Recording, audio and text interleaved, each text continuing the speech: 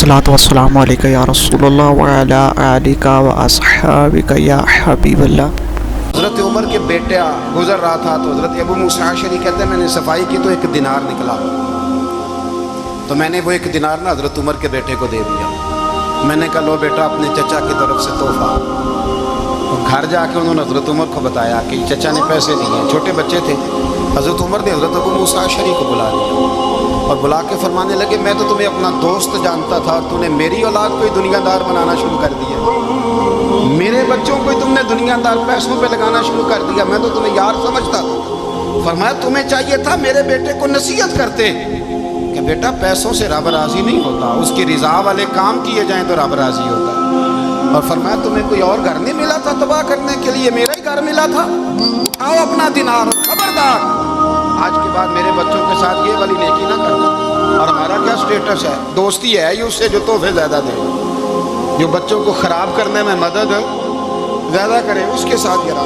حضرت عمر نے گھر پہ اور سب سے بڑھ کر اپنی ذات پہ توجہ کی۔ حضرت ابو مالک رضی اللہ تعالیٰ عنہ کہتے ہیں میں عمر کے پیچھے پیچھے ایک باغ میں گیا، اکثر اس باغ میں جایا کرتے تھے، اور عمر جا کے نا تو درخت کے نیچے بیٹھ گئے اور فرمانے لگے او امیر المومنین اللہ سے ڈر جا، ورنہ جس رب نے حکومت دی ہے وہ عذاب بھی بڑا دے، ڈر جا رب سے۔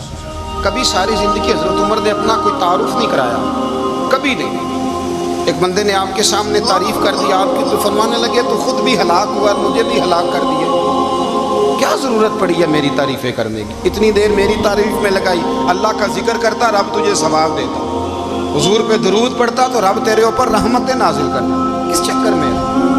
آج جتنا اچھی کوئی خوشامد کرے اتنی اچھی وزارت ملتی ہے، جتنی اچھی اس کو جو ہے وہ چاپلوسی کرنی آیا درجہ بھی اسے اتنا ہی اچھا ملتا ہے۔ حضرت عمر فاروق رضی اللہ تعالیٰ عنہ آپ کے بیٹے کہتے ہیں، صاحب فتوح الشام نے لکھا ہے، آپ کے صاحبزادے کہتے ہیں میں نکلا تو میرے ابا جی نا اپنی پشت پر مشکیزہ رکھ کے کنویں سے پانی بھر کے آ رہے، میں دوڑ کے آگے گیا، میں نے کہا ابا جی مجھے دے دے۔ فرمانے لگے بیٹا تیرا کیا خیال ہے؟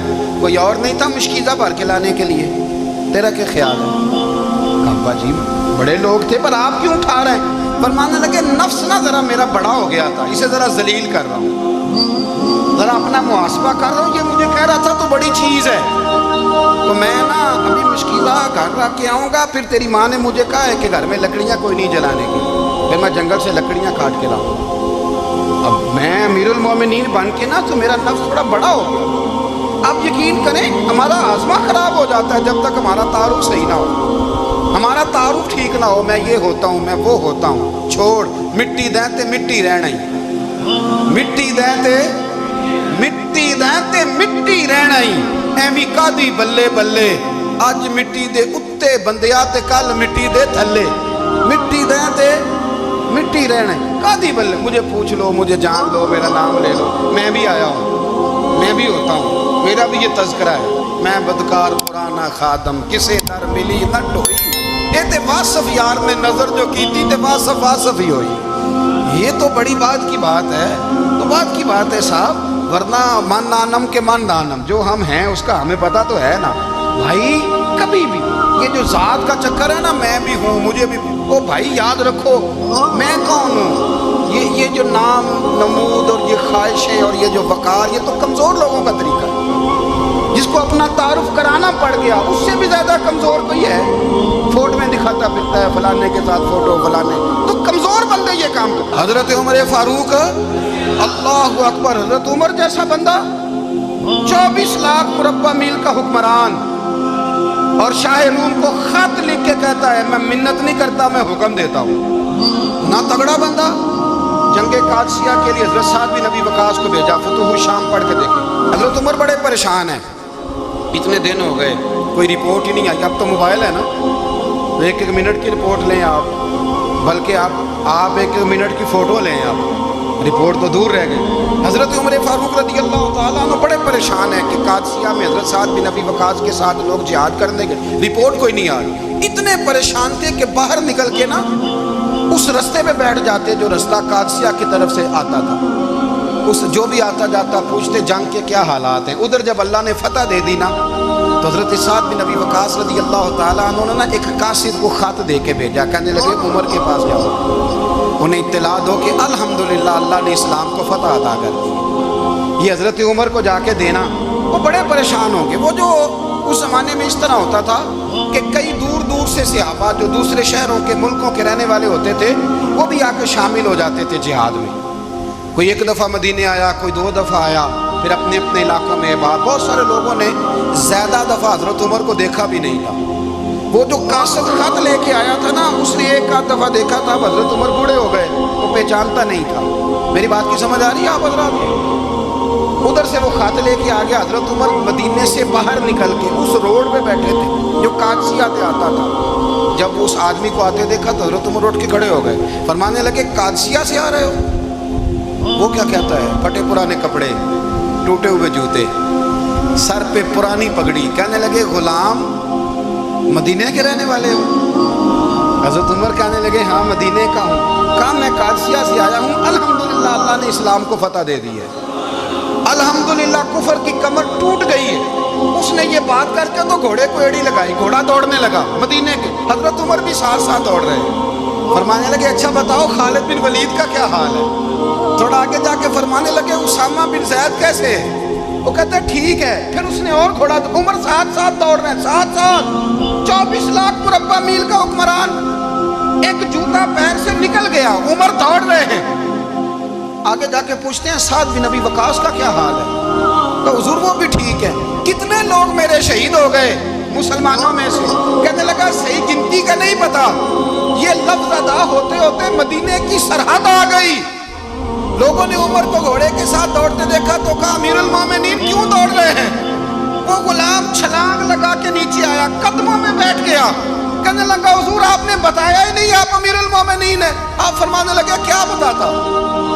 میں تو اونٹ چلانے والے کا پتر ہوں، کیا بتاتا؟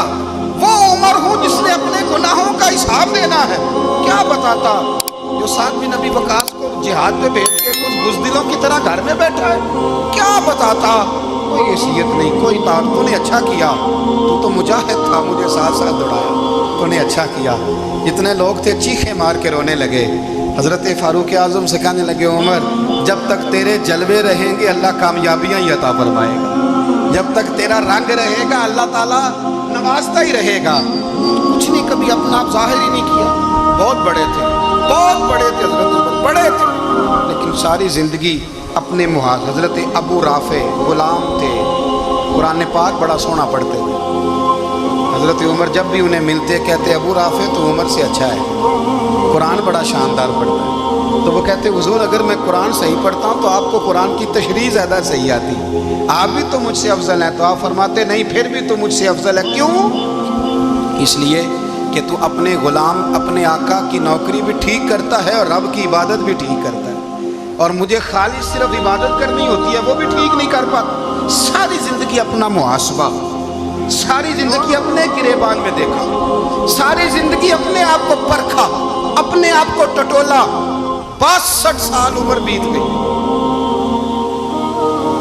حضرت حذیفہ بن یمان ایک صحابی تھے، میرے نبی کریم علیہ السلام نا ان سے راز کی باتیں کرتے تھے۔ ہر بندے کا ہاضمہ ٹھیک نہیں ہوتا، سب سے راز کی بات نہیں کرنی چاہیے۔ حضرت حذیفہ بن یمان کہتے ہیں حضور راز کی باتیں بتاتے۔ مدینہ منورہ میں جو منافقین تھے ان کی لسٹ بھی نبی پاک نے حضرت حذیفہ بن یمان کو دی تھی۔ جب کوئی مشکوک آدمی مر جاتا نا تو صحابہ کہتے ہیں ہم دیکھتے اگر حضرت حذیفہ نے جنازہ پڑھا ہے تو ہم بھی جنازہ پڑھ لیں۔ نبی پاک نے بھی کچھ جنازے نہیں پڑھے، ترمذی میں ہے، فرمایا عثمان سے جو بغض رکھے اس کا جنازہ نہیں پڑھیں گے۔ حضرت حذیفہ بن یمان اگر جنازہ پڑھتے تو لوگ پڑھتے، وہ نہ پڑھتے تو لوگ جنازہ نہ پڑھتے۔ حضرت حذیفہ بن یمان کہتے ہیں جناب عمر فاروق کی خلافت کے آخری ایام تھے، کچھ دنوں کے بعد وہ شہید ہو گئے۔ فرماتے آدھی رات کا وقت تھا، میں گھر میں سویا تھا بڑا بے فکر، اچانک میرے دروازے پہ دستک ہوئی، میں گھبرا کے اٹھا، اتنی رات کو کون آیا؟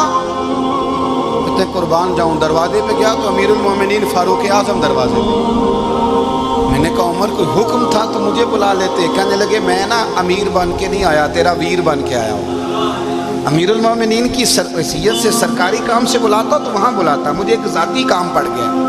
کہتے میں نے عمر کو گھر کی اندر بلا کے چارپائی پہ بٹھایا، میں نے کہا حضور میں غریب آدمی، میں کیا آپ کے کام آ سکتا ہوں؟ تو کہتے ہیں انہوں نے نا مجھے ساتھ بٹھا لیا، फिर मेरा हाथ पकड़ लिया, कहने लगे तू उमर को जानता है, उमर झूठ नहीं बोलता, तू जानता है उमर वादों का पक्का है। कहा हुजूर जानता हूँ।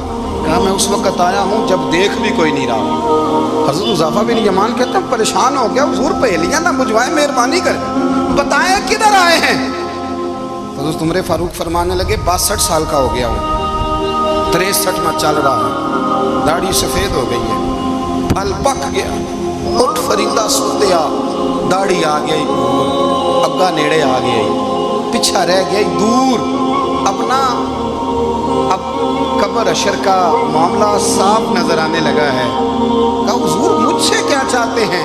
हज़रत उमर रो पड़े, कहने लगे आज मैं इशा के बाद निकला हूँ तो नबी पाक के सहाबा मुझे नेक कह रहे थे, फिर मैंने बच्चों की माँ से और बच्चों से भी पूछा है, वो भी मुझसे राज़ी हैं, पर हुज़ैफ़ा तेरे साथ नबी पाक राज की बातें करते थे, सच बता कहीं उमर का नाम मुनाफिकों में शामिल तो नहीं? सच बता उन मुनाफिकीन में तो शामिल नहीं, कहीं ऊपर ऊपर से तो नहीं सारा कुछ?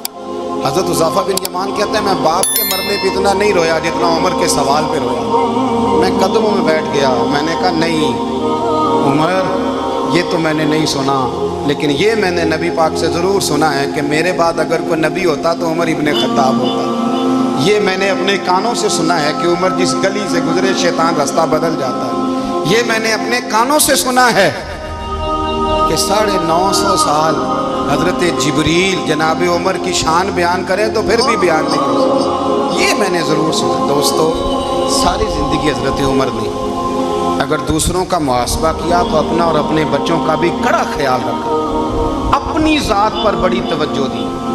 जो लोग अपना भूल जाते हैं ना, हमें अपनी सेहत का बड़ा ख्याल है लेकिन अपनी रूहानी ज़िंदगी का कोई ख्याल नहीं है, कल्बी ज़िंदगी का कोई तसव्वुर नहीं है। आप यकीन करें मोटा आदमी कमज़ोर होने के लिए जद्दोजहद कर रहा है, कमज़ोर ताकतवर होने के लिए, लेकिन जिसको कितने दिन बीत गए अल्लाह रसूल की याद में रोया ही नहीं, कितने दिन बीत गए ना सुनने को दिल ही नहीं चाहा, जिसे महीनों बीत गए और कुरान पाक की तरफ नज़र ही नहीं गई, फिक्रमंदी नहीं। ज़िंदगी जिंदा दिली का नाम है, मुर्दा दिल क्या खाक जिया करते हैं। भाई हज़रत उमर की ज़िंदगी दौरे हाज़र में हमें ये सबक देती है कि कड़ी निगरानी रखो अपने पौधों की, कड़ा ख्याल रखो अपने ज़ाती बाग का, और ये जो तुम्हारे दिल की दुनिया है, ये तुम्हारी रूह की ज़िंदगी है, इसका मुहासबा करते रहो। नबी करीम अलैहिस्सलाम ने फरमाया अपना हिसाब खुद कर लो कबल इसके कि तुम्हारा हिसाब किया जाए। अपना हिसाब बोलिए, अपना हिसाब। हम सारी दुनिया का हिसाब करते फिरते हैं, कोई कहाँ से कमाता है कहाँ खाता है, पर अपना हिसाब हुजूर ने फरमाया हिसाब कर लो कबल इससे कि तुम्हारा हिसाब। मौला अली फरमाते हैं नमाज पढ़ लो कबल इसके कि तुम्हारी नमाज पढ़ी जाए, नमाज पढ़ लो कबल इसके कि तुम्हारी। अपना मुहासबा करें, थोड़ा सा ना ऊपर दाएं बाएं देखने की बजाय थोड़ी सी गर्दन झुका के ना, दरवेश कहते हैं बुरे बंदे नु मैं लब्बन टुरिया ते जग ते मिलया ना कोई, अपने अंदर चाती पाई ते मैथों बुरा ना कोई। थोड़ी सी ना, थोड़ी सी अपनी तरफ तवज्जो दे। हम ना बेचैन वक्त गुजार रहे हैं, बेकरार हैं, बेसुकून हैं। सबब ये है कि हमने ना अपना हिसाब करना छोड़ दिया है। हिसाब करोगे, बेहिसाब तो बंदा रोटी खा ले तो बीमार हो जाता है, और अगर ज़िंदगी बेहिसाब गुजरे, गुनाहों का हिसाब ही ना किया जाए, तकवे की तरफ तवज्जो ही ना की जाए, तो फिर ज़िंदगी दुश्वार हो जाती है। और अल्लाह पूरी उम्मत मुस्लिमा को एक हज़रत उमर फ़ारूक रज़ी अल्लाह तआला अन्हु के तरीके पर चलने वाला लीडर अता फरमा, हमेशा मिदहत खैरुल अनाम में गुजरे। दुआ है ये उमर दरूद। दोस्तों वीडियो अच्छी लगे चैनल को सब्सक्राइब, लाइक, कमेंट और शेयर करना ना भूलिएगा। जज़ाकल्लाह।